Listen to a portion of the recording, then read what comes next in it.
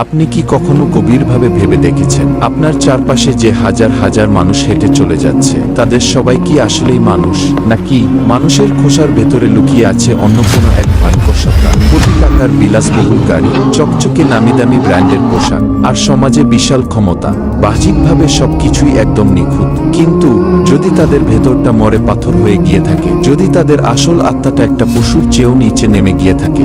আজকের এই আধুনিক পৃথিবীতে আমরা চোখ থাকতেও অন্ধ, কান থাকতেও বধির, আর হৃৎপিণ্ড থাকতেও যেন একটা অনুভূতিহীন রোবট হয়ে বেঁচে আছি। কিন্তু মহাবিশ্বের মহান সৃষ্টিকর্তা আল্লাহ সুবহানাহু ওয়া তাআলা পবিত্র কোরআনে আজ থেকে 1400 বছর আগে এমন কিছু মানুষের কথা স্পষ্টভাবে ঘোষণা করে গেছেন, যাদের জন্মই হয়েছে জাহান্নামের আগুনে নিক্ষিপ্ত হওয়ার জন্য। প্রিয় দিনী ভাইয়েরা, আজ আমরা জানব জাহান্নামমুখী সেই ভয়ঙ্কর মানুষগুলো কারা, তাদের চেনার উপায় বা আলামতগুলো কি কি। আর সবচেয়ে বড় কথা, আজকের এই গল্পটি শুনতে শুনতে নিজের বুকের উপর হাত রেখে একটু নিজেকেই নিজে প্রশ্ন করুন, আমি নিজে কি জান্নাতমুখী, নাকি আমার প্রতিদিনের এই পথ চলা আমাকে প্রতিনিয়ত জাহান্নামের অতল অন্ধকারের দিকে টেনে নিয়ে যাচ্ছে?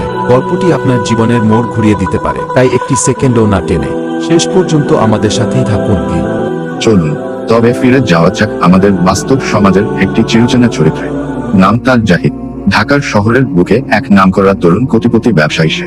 ব্যবসার চাকা যত করে, জাহিদের ব্যাংক ব্যালেন্স যত বাড়ে, তার ভেতরের দম্ভ আর অহংকারও যেন আকাশ ছুঁতে চায়। জাহিদের কাছে জীবন মানেই হলো টাকা, ক্ষমতা আর সীমাহীন বিলাসিতা। দুপুরের তীব্র রোদ হোক কিংবা অলস বিকেল, যখনই জাহিদের বিলাসবহুল গাড়ির পাশ দিয়ে কোনো ক্ষুধার্ত ভিক্ষুক হাত বাড়াত, জাহিদ চরম ঘৃণায় তার গাড়ির কালো গ্লাসটা আরো উপরে তুলে দিত। তার কাছে মনে হতো এই গরিব মানুষগুলো পৃথিবীর একটা আবর্জনা। সবচেয়ে দুঃখজনক বিষয় কি জানেন? প্রতিদিন জাহিদের অফিসের ঠিক পাশের মসজিদ থেকে যখন মুয়াজ্জিনের কণ্ঠে ভেসে আসত সেই মধুর আজান, হায়া আলাস সালাহ, এসো নামাজের দিকে, তখন জাহিদের কাছে সেই আজানকে মনে হতো এক ধরনের শব্দদূষণ। সে চরম বিরক্ত হয়ে নিজের কানের দামি ইয়ারফোনটা গুঁজে দিয়ে মিউজিকের সাউন্ড আরো বাড়িয়ে দিত। কখনো যদি কোনো দিনই ভাই তবলিগের কোনো আল্লাহর বলি তার অফিসের দরজায় এসে নরম সুরে ডাক দিতেন, ভাইজান চলুন একটু আল্লাহর ঘরে বসি, ইমানি কিছু কথা শুনি, জাহিদ তখন অহংকারের হাসি হেসে বলতো, আরে রাখুন তো আপনাদের এই তবলিগ আর মোল্লাগিরি, দুনিয়াতে খাটতে জানলে টাকার পাহাড় বানানো যায়, মরার পরে কি হবে সেটা মরার পরেই দেখা যাবে, এখন আমার সময় নষ্ট করবেন না, বিদায় হন। জাহিদ জানতো না তার এই দম্ভ, তার এই অবহেলা তাকে কতটা ভয়ঙ্কর এক খাদের কিনারায় নিয়ে দাঁড় করাচ্ছে। সে বুঝতেই পারেনি তার চোখ, তার কান আর তার হৃদয়টা ধীরে ধীরে কাজ করা বন্ধ করে দিচ্ছিল। ঠিক এই জায়গাতেই আল্লাহ সুবহানাহু ওয়া তাআলা মানুষের এই চরম অবহেলার পর্দাটা টেনে ছিঁড়ে ফেলেছেন। পবিত্র কোরআনে সূরা আল আরাফের 179 নম্বর আয়াতে আল্লাহ তাআলা এমন এক ভয়ঙ্কর বার্তা দিয়েছেন, যা শুনলে একজন প্রকৃত ঈমানদারের শরীর ভয়ে শিউরে উঠবে। আল্লাহ রাব্বুল আলামিন ইরশাদ করেছেন, নিশ্চয়ই আমি জাহান্নামের জন্য জিন এবং মানুষের বহু সদস্যকে সৃষ্টি করেছি। সুবহানাল্লাহ। চিন্তা করে দেখুন, আল্লাহ নিজেই বলছেন তিনি বহু মানুষকে সৃষ্টি করেছেন জাহান্নামের আগুনের জ্বালানি বানানোর জন্য, কিন্তু তাদের মার্কা কি, তাদের আলামত কি, তাদের চেনার উপায় কি? আল্লাহ তাআলা নিজেই সেই চিহ্নগুলো বলে দিয়েছেন। আল্লাহ বলেন, লাহুম কুলুবুন লা ইয়াফকাহুনা বিহা, অর্থাৎ তাদেরকে আমি একটা সুন্দর হৃদয় বা অন্তর দিয়েছিলাম, কিন্তু সেই অন্তর দিয়ে তারা সত্যকে অনুধাবন করে না, তারা সেই অন্তরে আল্লাহর ভয় লালন করে না, তারা শিক্ষা গ্রহণ করে না, তারা বোঝার চেষ্টাও করে না যে এই মহাবিশ্বের একজন মালিক আছে, যার কাছে একদিন তাকে জবাবদিহি করতে হবে। অন্তর আছে, কিন্তু সত্য উপলব্ধি করার ক্ষমতাটুকু তারা হারিয়ে ফেলেছে। আল্লাহ আরো বলেন, ওয়াল্লাহুমা ইউনুল্লা ইউরসিলুনা বিহা, অর্থাৎ তাদের আমি একজোড়া চোখ দিয়েছিলাম, কিন্তু সেই চোখ দিয়ে তারা দেখেও না দেখার ভান করে থাকে। তাদের চোখ আল্লাহর কুদরত দেখে না, আল্লাহর সৃষ্টি দেখে না, শিক্ষণীয় কোনো ঘটনা থেকে তারা জীবনের মোড় পরিবর্তন করে না। তাদের চোখ সচরাচর সবকিছু দেখলেও ঈমানের সেই আসল আলোটা দেখতে পায় না। আল্লাহের পর বলেন, ওয়াল্লাহুম আযানুল লা ইয়াসমাউনা বিহা, অর্থাৎ তাদের আমি কান দিয়েছিলাম, কিন্তু সেই কান দিয়ে তারা আল্লাহর নির্দেশ শুনে না, রাসূলুল্লাহ সাল্লাল্লাহু আলাইহি ওয়াসাল্লামের সুন্নাহ বা বাণী শুনে না। তারা দুনিয়ার সব গান বাজনা, পরনিন্দা আর ব্যবসার হিসাব ঠিকই শুনে, কিন্তু আল্লাহর কথা শুনলে তাদের কান যেন বধির হয়ে যায়। প্রিয় বন্ধুগণ, আমাদের এই সমাজে আজ জাহিদের মতো আমরা অনেকেই কিন্তু এমন অবস্থায় বেঁচে আছি। প্রতিনিয়ত আমরা জাহান্নামের ওয়াজ শুনছি, কিন্তু শুনেও যেন শুনতে পাচ্ছি না।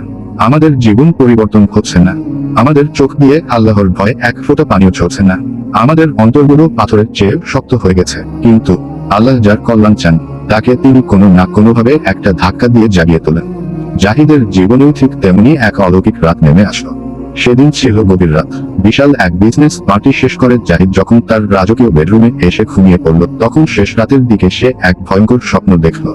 জাহিদ দেখল সে বিশাল এক অন্ধকার মরুভূমিতে একা দাঁড়িয়ে আছে। চারিদিক থেকে আগুনের লেলিহান শিখা তাকে তাড়া করছে। সে বাঁচানোর জন্য চিৎকার করছে, কিন্তু কেউ নেই। হঠাৎ সে একটা আয়নার সামনে গিয়ে দাঁড়ালো, আর আয়নায় নিজের চেহারা দেখে ভয়ে তার আত্মা কেঁপে উঠল। সে দেখল তার চেহারা আর মানুষের মতো নেই। তার মুখটা কুৎসিত, ভয়ঙ্কর একটা পশুর রূপ ধারণ করেছে। সে এক জানোয়ারে পরিণত হয়েছে। ঠিক সেই মুহূর্তে দূর থেকে এক বিকট আওয়াজে তার ঘুম ভেঙে গেল। জাহিদ ধরফর করে বিছানায় উঠে বসল। তার পুরো শরীর ঘামে ভিজে গেছে, বুকটা কামারের হাঁকড়ের মতো ওঠানামা করছে। ঠিক তখনই বাইরের শেষ রাতের আলো ফুটছে, আর পাশের মসজিদ থেকে মুয়াজ্জিনের কণ্ঠ বাতাসে ভেসে আসছিল, আসসালাতু খায়রুম মিনান নাওম। ঘুম থেকে নামাজ উত্তম। আশ্চর্যজনক বিষয় যে আজানকে জাহিদ প্রতিদিন অবহেলা করত, আজ সেই আজানের প্রতিটা শব্দ তীরের মতো এসে জাহিদের পাথরের মতো শক্ত হৃদয়ে আঘাত করলো। তার চোখ ফেটে বাঁধভাঙা বন্যার মতো পানি ঝরতে লাগলো। সে বিছানা থেকে নেমে পাগলের মতো ছটফট করতে করতে মেঝেতে লুটিয়ে পড়ল। আল্লাহর বাণী তার মনে পড়ে গেল, যারা ঈমান এনেছে আল্লাহর স্মরণে তাদের অন্তর বিগলিত হওয়ার সময় কি এখনো হয়নি। জাহিদ কাঁদতে কাঁদতে বলতে লাগলো, ইয়া আল্লাহ, আমি তো চোখ থাকতেও অন্ধ ছিলাম, কান থাকতেও বধির ছিলাম। আমার অহংকার আমাকে পশুর চেয়ে অধম বানিয়ে দিয়েছে। মালিক, তুমি আমাকে মাফ করে দাও, আমাকে তোমার জাহান্নামী বান্দা বানিও না। সেই শেষ রাতে জাহিদের ভেতরের পশুটো মরে গিয়ে এক খাঁটি জান্নাতি আত্মার জন্ম হলো। অহংকারী জাহিদ আজ আল্লাহর দরবারে একদম নিঃস্ব, এক বিনম্র বান্দা হয়ে সিজদায় পড়ে রইল। সুবহানাল্লাহ। জাহিদের জীবন তো বদলে গেল, কিন্তু আমাদের কি হবে? পবিত্র কোরআনে আল্লাহ তাআলা এই চোখ কান অন্তর হারানো মানুষগুলোর ব্যাপারে শেষের রায়টি দিয়েছেন। তা শুনলে বুকটা কেঁপে ওঠে। আল্লাহ বলেছেন, উলাইকা কাল আনাম বালহুম আদল্য, অর্থাৎ এই শ্রেণীর লোকেরা চতুষ্পদ জন্তুর মতো, বরং চতুষ্পদ জন্তুর চাইতেও তারা বেশি পথহারা। তারা চরম গাফেল। একটু ভেবে দেখুন, একটি পশু কিন্তু তার মালিককে চেনে, মালিক তাকে তারা দিলে সে বোঝে, আদর করলে সে বোঝে। কিন্তু আমরা মানুষ হও, যে আল্লাহ আমাদের সৃষ্টি করলেন, খাওয়াচ্ছেন, বাঁচিয়ে রাখছেন, তার নির্দেশ আমরা বুঝি না। তার আজান শুনেও আমরা মসজিদে যাই না। তাহলে আমরা কি সেই পশুর চেয়েও অধম হয়ে গেলাম না?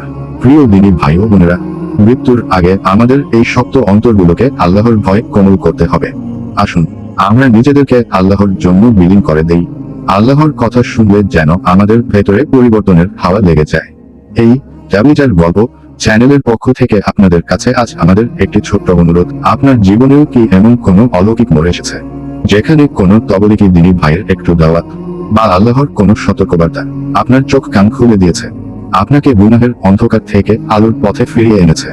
যদি এমন কোনো ঘটনা আপনার জানা থাকে, তবে অবশ্যই নিচে কমেন্ট বক্সে আমাদের লিখে জানান।